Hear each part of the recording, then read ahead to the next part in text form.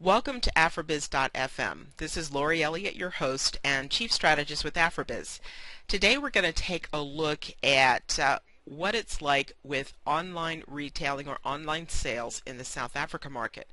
And today we have with us Arthur Goldstuck. He's with Worldwide Works, which is, I believe, the leading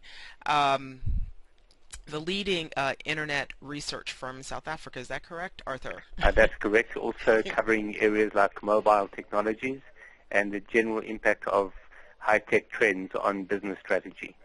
Okay, fantastic. Now, you just recently finished a report called Online Retailing in South Africa 2011. So I'd like you to tell us a little bit about the highlights from that, and then we'll delve into some points more, in more depth. I think the most important highlight from the report is the significant growth in online retail in South Africa. So in 2010, the country passed the 2 billion rand mark for the first time. That's around $700,000, which doesn't sound like a lot, but it came off a fairly low base, and it grew at 30% for the year. But what's interesting about that is that it's been growing at 30% for the last few years. So if we get that sustained growth continuing for the next few years, that annual 30% growth eventually becomes something of a hockey stick curve of increasing acceleration in the amount that is spent online. And I just want to make a comment. I think you meant 700 million instead of 700,000. For the market. That should be $700 million. Yeah, that's all right. I do the same thing. It's you kind of get a little bit dizzy with having to convert currency. So that's great. Now, I think what's important, people need to kind of understand how that kind of represents when we think of online retailing. We're really talking about really South Africa when we're looking at the Africa context. Because of the maturity of the market, in general, as it relates to technology and the internet. When we see trends like this, do you have any idea of how this may play over the next 3 to 5 years? Yes, in fact, we do have some idea of the growth curve that we can expect, based not so much on spending, but actually on the growth in the base of experienced users of the internet in South Africa. And that's a model we developed over the past decade to show that it's not so much the amount of people on the internet or the number of people on the internet that has an impact on online sales, but rather the number of experienced users on the internet. And the model we developed shows that that experience is around 5 years or more. So as soon as people have been online for 5 years or more, we start seeing them engaging more actively in things like online retail, interactive arenas on the internet, like, for example, social media and the like. So people become more confident once they've been online for quite a long time. And the fascinating thing about that is that when you tie it into the growth in the number of users each year, we see a curve that we can project forward 5 years. And that curve shows that in 2013, there's going to be a significant leap in the number of experienced users on the internet. And that, in turn, is going to have a dramatic impact on online retail in South Africa as well. So the 30% a year we're seeing at the moment could become 40% a year by 2013. So, and again, I keep reminding people that, it seems like decades ago, but, we really just got into the internet age here in the U.S. in the late 1990s, where it really started growing. So, so when we think about, where the U.S. was maybe in 1995, 1996, actually probably even a little bit later, South Africa's kind of at the beginning stage, at that same space. So there's a huge opportunity for growth, I think, over the next 10 years. No question about that. In fact, the growth that we're seeing right now in the number of new users coming online will translate 5 years down the line into growth in the base of experienced users online. So we saw in 2010, for example, the number of internet users in South Africa went from 5.3 million to 6.8 million. That's a massive leap when you consider that in the first 5 years of the internet in South Africa, we didn't get 1.5 million people coming on board. So the important thing about that is that it's driven by people accessing the internet through their cell phones. And that in turn means that more and more people who don't have PCs are likely to start using the internet on their phones as well. The problem with that, of course, is that the mobile phone is not a great device for surfing the web, although people are doing it. And it's not a great device for transacting on the web. But as the devices become better and as the interfaces improve and the mobile commerce solutions improve, we'll start seeing a big jump in that kind of usage as well. But what's also important in that is that as people become familiar with the internet through their cell phones, they will want to explore it on bigger devices like computers or notebooks or tablet computers, for example.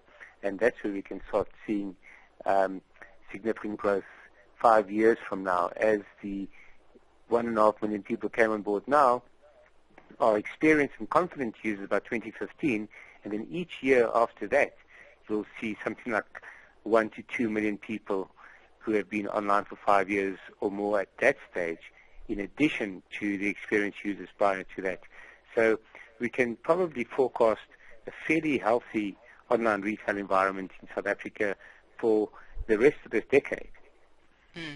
Now, and I just wanted to ask, in terms of the new people coming on board, really it also has a lot to do with the fact that a lot of those people are young, right, who have phones. Currently, they may not have smartphones or internet-enabled phones, but there's probably a growing number that are coming on board. Is that true? Is that the case in South Africa?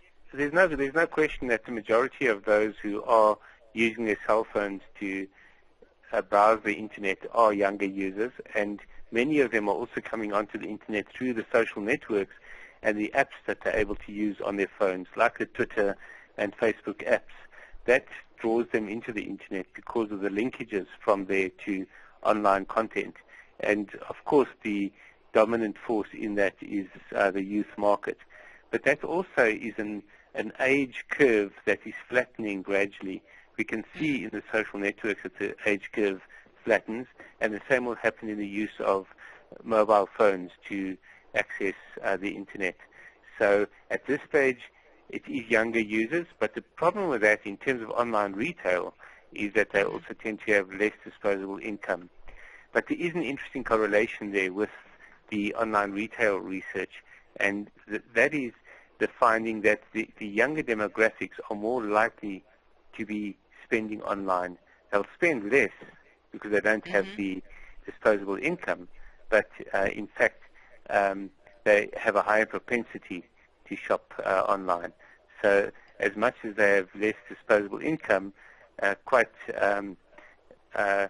contrary to what one might expect, they are the more desirable target market because they're ready to spend online. Okay.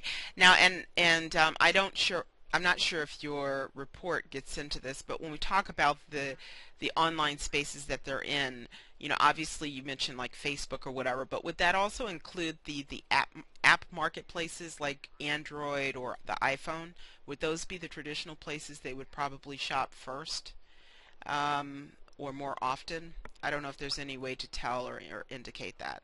At this stage in South Africa, the app market is not a very popular medium for shopping, because for one thing, most of the app markets haven't been available to South Africans until recently. The Android market has only just opened to South Africans buying in rands.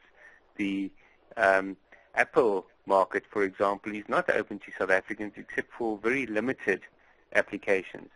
So it's very much early days as far as that is concerned, and the likelihood of people buying anything through those apps is very slim. Of course, you do get the early adopters, and you will have people listening to this interview saying that, well, I've used it, but the person who says I've used it is not a new user or an inexperienced user that is a very seasoned user who understands exactly how the apps work and has been itching to get their hands onto these apps and start shopping on the mobile eBay application, for example. But as far as the general market is concerned, they are terrified of this new way of doing things. Now, are there any other insights that come from the report that you could highlight for us? We've used the report also to try and test the temperature, one could say, of global e-commerce. And somehow this hasn't really been publicized very strongly internationally. When we look at the international data, we found quite a fascinating trend, which reinforced an argument we've been making for a long time about online retail in South Africa. We've kept stressing that the general retail environment and the atmosphere in general retail doesn't affect online retail, because online retail represents people taking existing spending and moving it from the physical environment to the online environment. And it's for that reason that growth in number of internet users and experienced users is the main correlation with growth in online retail, because as they become experienced, they move their spending from a traditional environment to an online environment.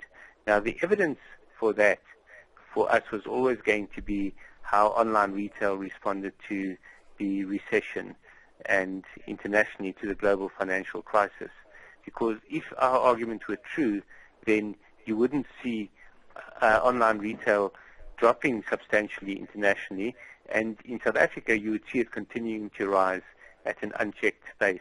And that's exactly what happened in South Africa, firstly, where we saw continued 30% a year growth in online retail, despite the country going through a mini recession for half of 2010, part of 2009, in fact.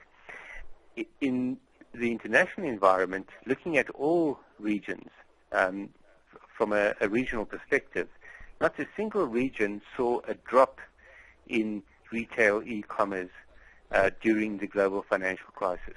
The global figures, and there are a number of figures, and I'll take the most conservative of those, which is a consensus figure that eMarketer put out. Global retail e-commerce went from $430 billion, I'm sorry, 2008, to $457 billion in 2009, and then a significant jump to $517 billion in 2010. And the forecast for 2011 is $601 billion. And these are conservative figures.